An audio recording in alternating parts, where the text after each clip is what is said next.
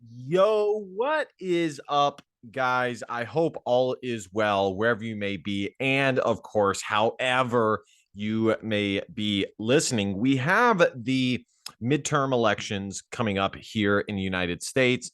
And I have received quite a few questions regarding what I think will happen, my prediction for which side will win, quote unquote. And so I will be giving you guys my 2 cents, of course, on this. Now, of course, this channel dives into intersexual dynamics, culture, all of the other stuff too. But I do think that this is a fun topic to explore. But before we get into any of that, be sure to hit that subscribe button. It takes 1.25 seconds. Like, comment, share. You know the drill. And without further ado, let's get into this. Right off the bat, guys, I need to let you guys know that my attention or the amount of attention that I have paid to this is more than most, but not as much as some, if that makes sense.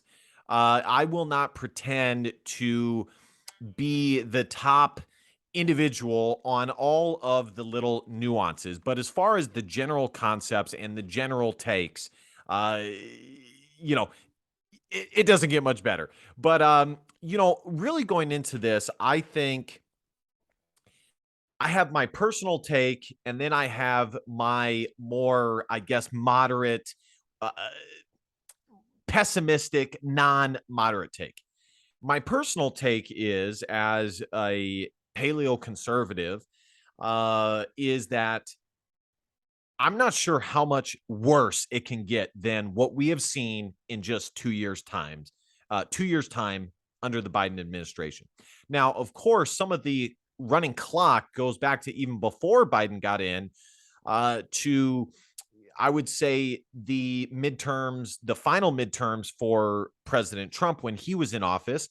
As you know, Democrats have been able to get some of these things in motion before this. And in my opinion, the top topics, not in any particular order, but the top uh, topics, or, things that voters care about, would, number one, especially for conservatives, would be COOF. Okay. And I even think that the left cares about that too, but just in a much different manner. The bottom line is, the Democrats, or the Democratic Party, or people in America who call themselves Democrats, have drifted super far to the left, to where they are now adopting full-blown leftism, which you can hear Jordan Peterson discuss quite a bit. Dennis Prager talks about it quite a bit. Dennis Prager, I don't agree with everything he says, but Dennis Prager will often mention that, liberalism is not brave, but somehow good in certain ways, whereas leftism is pure evil. And that is what is going on. The left of center is inheriting leftism. They are absolutely taking it in. But going back to COOF, I think that is a huge, huge topic, even for moderates, some moderates as well, for those people. It's a big topic for me. It's certainly something that I care about, and I think that any Republican that is running that does not have a stance of, or an outlook of, freedom towards, the medicine, shall we call it, will not do very well. The more that the politician looks at it in terms of, it's your choice, what you want to do with that, the better they will do. And I think a lot of the people, the Republicans that are running, definitely have that kind of thinking already in progress. So that's the number one thing. Of course, immigration's another thing. The economy. I mean, it's the status quo. It's the same old, same old. Crime, I think, is a big one. That in other years is maybe not as important. There are certain topics that are more important in certain elections than others. But generally speaking, it's all the same. I think from the left's perspective, what would be important would be abortion, Roe v. Wade, gay marriage. Those things would definitely be important to them. More of the social issues. Not that that's not important to conservatives, but with the recent overturning of Roe v. Wade, I think we will see a a strong from the leftists that are voting. A big motivating factor for that will be Roe v. Wade. So the bottom line is, I think my personal opinion is that it can't get much worse than what we have seen. It has been a travesty. The economy is shut down. People are out of work. Homelessness is up like crazy, especially in places like California, New York. Crime is up. It really cannot get much worse. If you invest money in the stock market, you have consistently seen your money going bye-bye in the blink of an eye because of the mishandling of the current administration.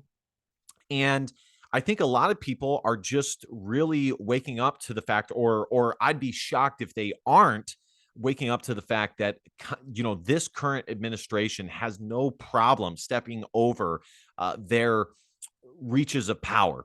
And we've seen that with the student loan debt relief, where it was an executive order, which is executive orders are only supposed to really be done in times of emergencies. Certainly not for student loan debt relief. And the reality with that is, and you'll see this with the left, that a lot of the issues that currently exist were created by them. And then they come up with the solutions to fix them. So they create them and then they come up with the solutions to fix them as well. It's pretty nifty how they do that. So all of those things, bottom line is, for me personally, I'd be shocked if there is not a red wave. That is what my heart is saying. But after this last election, and staying away from the legitimacy of it, which we all know what I think on that, and I think most conservatives feel the same way I do, that it wasn't it wasn't necessarily fair. Wink, wink.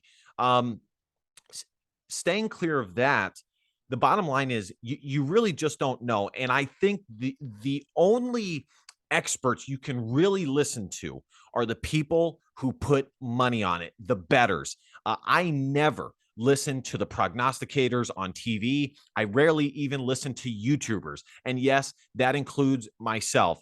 I follow the money and where the money is going. And I learned this when paying attention to sports so much. When I was in college, when Hillary and Trump were going at it against each other, and that is one instance that the betting markets got it wrong.